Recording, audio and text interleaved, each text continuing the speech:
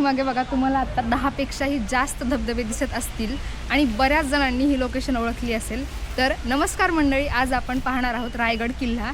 तर रायगड किल्ला हा महाराष्ट्रातील रायगड जिल्ह्यामध्ये स्थित आहे।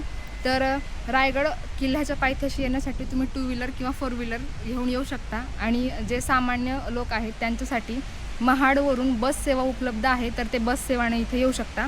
महाडवरून रायगडला येण्यासाठी साधारणतः 25 किलोमीटर अंतर आहे आणि सह्याद्रीमध्ये हा किल्ला वसलेला आहे।